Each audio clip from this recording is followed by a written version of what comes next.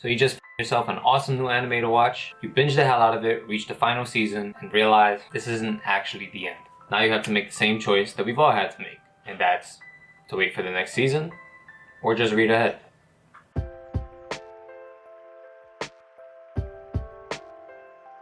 For those of you who are new to the channel, my name is Xelu, and from here on out, I'll be uploading a ton of gaming and anime discussion videos just like this one. So if that interests you, be sure to subscribe and make sure to hit the bell icon, that way you'll know when I upload right away. Also, if you really like this video, there's a button down there that lets me know that you did. So hit that. Or don't. I don't know. Now that introductions are out of the way, we can get back to the topic at hand, which is anime versus manga and how to choose. Now this is a highly subjective topic, so don't come at me if you don't agree or if you have different views, please. But I do believe I have a logical way to go about this decision. Anime and manga have a lot of their own unique pros and cons. They also have a lot of similarities. So let's go over some of the more important factors, starting with anime. One of the more obvious pros to watching anime is that it's animated. That's what anime means. The greatest advantage to animation is that it creates a greater sense of immersion. I mean, one of the most popular genres in anime is action. It's so much easier to feel involved in the cutscene when you can see the entire trajectory of kicks, punches, blasts, gunshots, and whatever else appears on screen. This also applies to any non-action genre anime out there, but the way that it affects your mind is a little more subtle, and the influence is there, believe me. How a character walks, the way their hair moves in the wind, it all gives these different worlds that we love so much a whole new life of their own.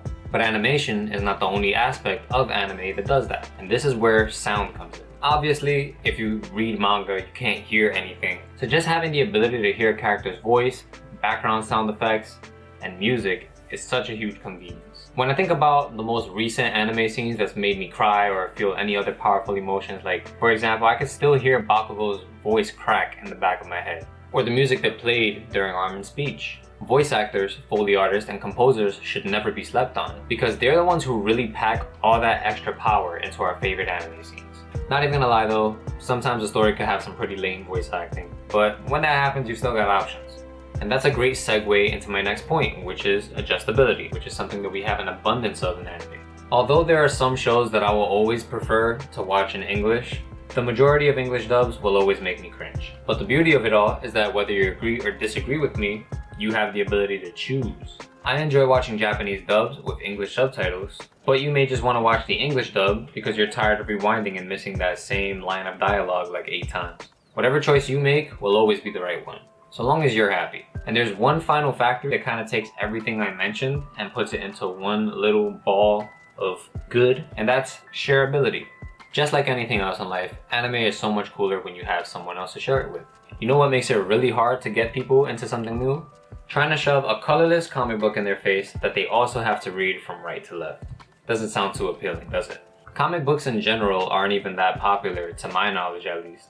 So if you're gonna go through the effort of introducing somebody to this beautiful art form, at least give them the choice to watch it. Next time you got company over, just play some anime in the background on your TV or something. I don't know about you, but when I'm a guest in somebody's house and they've got the TV on, I'll watch anything. Although I personally don't prefer English dubs, a lot of people aren't normally keen to listening to things in other languages. That even goes for music. For example, in America, you don't really hear people listening to French music, Italian music, German music, Russian music. People like understanding what they're hearing. I think that's kind of lame, but that's how things are sometimes. Now there are a ton of other positive things I could say about anime, but I think it's time to move on to some of the more annoying aspects of it. They drive me insane sometimes. And first up on that list of things is poor quality control.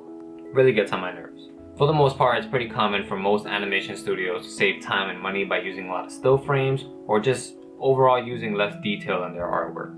Now this is okay sometimes because really high quality art should be used to emphasize big happenings in a story, but it becomes an issue when most of these techniques are used for the bulk of an episode.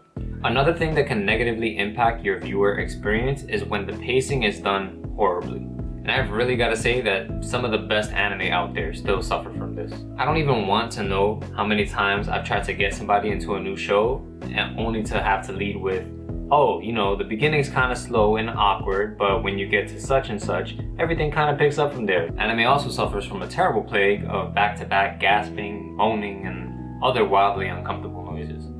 as well as the fact that most characters have a tendency to repeat the same line a million times in a row, as though it makes it sound any cooler. And then after they repeat themselves, they follow up with a flashback of what they said 10 seconds ago. For the second con, I'm gonna put down filler. Now filler isn't always bad, but like 75% of the time, really like 99, I'm being generous though, it's pretty bad. This is because filler usually takes away from the story rather than adding to the current events.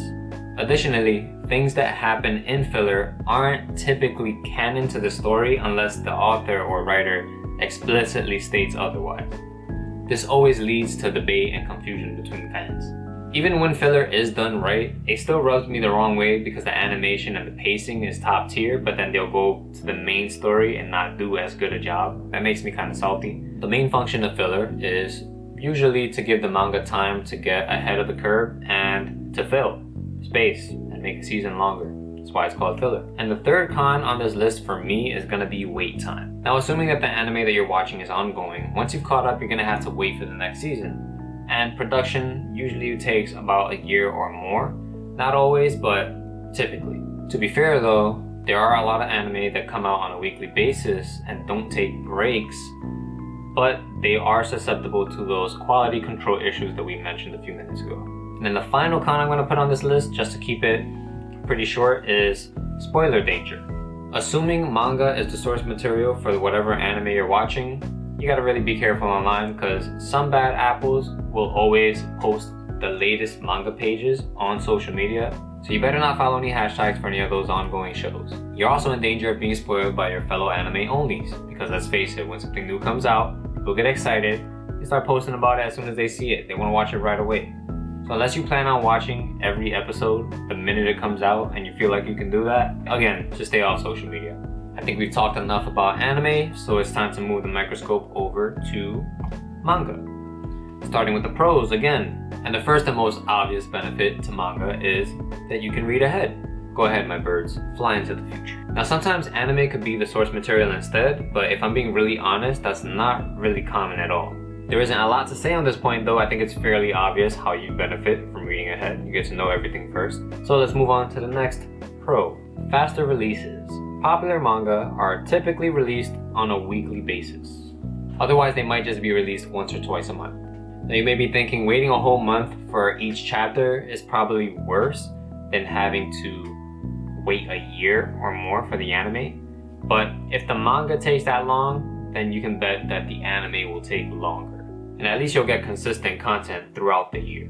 Now I've already said this a couple of times in this video, but the next pro to manga is that it's more often the source material. Manga artists do a lot by themselves, from the sketching, the inking, the dialogue, the writing, everything. And they get the final say, so long as the publishers aren't breathing down their neck the whole time. This means that the manga will typically contain a lot more detail and more accurate story information, if you care about that. Even if you decide to be anime only, you may want to consider reading what you just watched. This is because sometimes you'll miss out on some really crazy story beats that are only included in some cover pages or just mixed in with the general fray of the main story. You'll probably never meet the artist, but manga is definitely the more intimate way of getting to know somebody's work. Now this final pro is going to be a little bit weird, but it's something that I really enjoy about manga, and that is peace and quiet. We all love consuming media with big surround sound speakers on a giant screen and blasting your ears and hair back, but sometimes we just need a little bit of quiet time. Reading manga from the comfort of my own bed in the morning is actually one of my favorite things to do. Or I might just read it on my commute to work while listening to music. Maybe you have everybody at home asleep and you just need something quiet to do. There's a lot of different benefits to manga, and I'm just gonna cut it short right there so we can move on to some of the cons. It's time to beat manga up a little bit. When I think about cons for manga, one of the first things that pop up in my head is, what if you change your mind?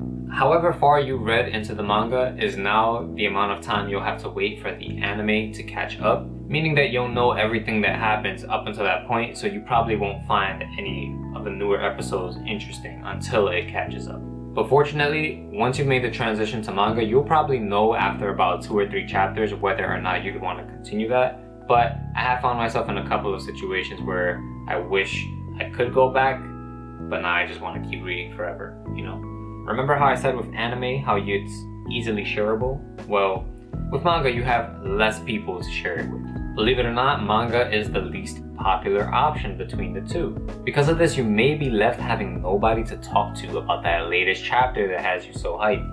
Luckily though, because of the times that we live in, it's pretty easy to find other fans to talk to online. But I understand not everybody is social, even on the internet. So if you see that being a potential issue, maybe consider asking a friend to read manga with you so that you're not alone in the experience.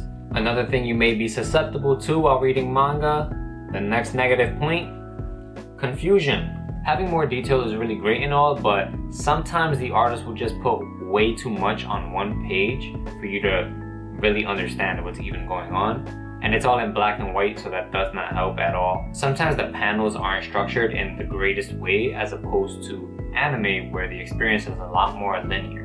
I don't know how many times I've had to go back to different pages and reread them trying to decipher strange dialogue and like really vague artwork. This isn't really that huge a deal though, I just wanted to point it out because it happens in every manga. Eventually, not all the time though. And the fourth and biggest issue I have with manga is, again, just like with anime, spoilers. It's something they have in common. But although manga readers can still spoil other manga readers, there's a different kind of spoiler danger here.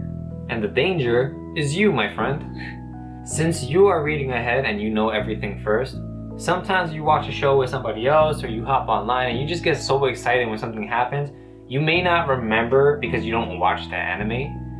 It may have been a while since you've seen that part of the story. So what can happen is that you may not remember that certain events happened a little bit later in the story and you end up spoiling people when you talk. That doesn't happen to me anymore. When I was a kid, yeah. So be wary of that, be very careful when you talk to other fans online. Don't go onto anime channels and be like, haha. But yeah, other than that, avoid spoilers yourself the same way you would with anime. Just stay offline until you read that latest chapter yourself and then just go wild.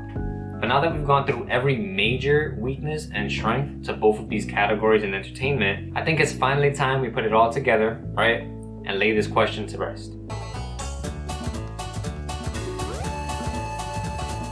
Anime versus manga. Which is better? And the most objective answer that I can give you is it depends. It depends on the series that you want to get into because not all entertainment is produced and released the same way. But hear me out. At the very least now, you're welcome. You can now make an informed decision based off everything that we discussed in the video earlier. I would just say to start with anime, and if it isn't hurting your soul to watch it, don't switch over to manga. Like there's no point unless you just don't have time. Maybe that's one other thing that I could think of. There's another benefit to manga is that you can get through it faster. If you don't have 20 minutes, or maybe you're just watching a lot of anime and you don't have a lot of 30 minutes in your life, you know? So in that case, maybe that's another point to read manga. But let me know if you found this answer satisfying. And if not, come at me in the comments, bro. Or sis. I hope you enjoyed the video. Once again, I'm Xelu. And I'll see you next week.